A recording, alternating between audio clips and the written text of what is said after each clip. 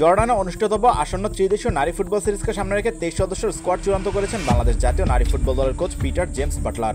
রবিবার এক সংবাদ সম্মেলনে দল ঘোষণা করা হয়। দীর্ঘদিন পর দলে ফিরেছেন বিদ্রোহে যুক্ত থাকা রূপনা চাকমা, মনিকা চাকমা, মারিয়া মান্দা, শিউলি আজিম, শামসুন নাহার সিনিয়র, ঋতুপর্ণা চাকমা, তহুরা খাতুন, শামসুন নাহার জুনিয়র ও সাগরিকা। তবে দলে জায়গা হয়নি অভিজ্ঞ দুই ফুটবলার সাবিনা খাতুন ও মাসুরা পারভিনের। বিশেষ করে ভুটানের নারী লিগে ফর্মে থাকা সত্ত্বেও এই দুই খেলোয়াড়ের বাদ পড়া নিয়ে প্রশ্ন উঠেছে। সংবাদ সম্মেলনে এই বিষয়ে জবাব দিতে হয় কোচ পিটার বাটলার ও বাফুফের নারী উইংয়ের চেয়ারম্যান মাহফুজ আক্তার কিরণকে। ধারণা করা হচ্ছিল জর্ডান সফরের জন্য সিনিয়রদের বাদ দিয়ে নতুনদের নিয়ে দল গড়তে পারেন বাটলার। সে ধারাবাহিকতায় সাবিনা খাতুন, মাসুরা পারভিন, কৃষ্ণারানী সরকার, সানজিদা আক্তার ও মাতসুসীমা সুমাইয়াকে স্কোয়াডে রাখা হয়নি। সিনিয়রদের না রাখার বিষয়ে ব্যাখ্যা দিয়ে বাটলার বলেন, আমাকে অনেক কিছু বিবেচনা করে দল তৈরি করতে হয়েছে। ফিটনেস, শৃঙ্খলা এবং আগামীর জন্য একটা শক্তিশালী দল গঠনের জন্য ডেভেলপমেন্টে গুরুত্ব দেওয়া হয়েছে। সাবিনা প্রসঙ্গে তিনি বলেন, তার ফর্ম শেষের দিকে। অন্যদের ক্ষেত্রে তিনি ফিটনেসের ঘাটতি ও দীর্ঘদিন অনুশীলনে না থাকার বিষয়টি তুলে ধরেন।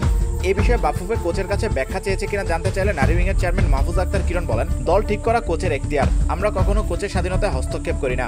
এর ব্যাখ্যা কোচই ভালো দিতে পারবেন। তিনি স্বাধীন। ঘোষিত দল সোমবার সকালেই জর্ডানের উদ্দেশ্যে রওনা হবে। বাংলাদেশ 31 মে প্রথম ম্যাচে মুখোমুখি হবে ইন্দোনেশিয়ার। দ্বিতীয় ম্যাচ 3 জুলাই স্বাগতিক জর্ডানের বিপক্ষে। এছাড়া এই দল নিয়ে আগামী 29 জুন মিয়ানমারে শুরু হতে যাওয়া এএফসি নারী এশিয়ান কাপের বাছাই পর্বে মাঠে নামার সম্ভাবনা রয়েছে। সেখানে সি গ্রুপে বাংলাদেশের প্রতিপক্ষ হবে স্বাগতিক মিয়ানমার, বাহরাইন ও তুর্কমেনিস্তান। গ্রুপ সেরা হলেই 2026 নারী এশিয়ান কাপের মূল পর্বে জায়গা করে নেওয়ার সুযোগ মিলবে।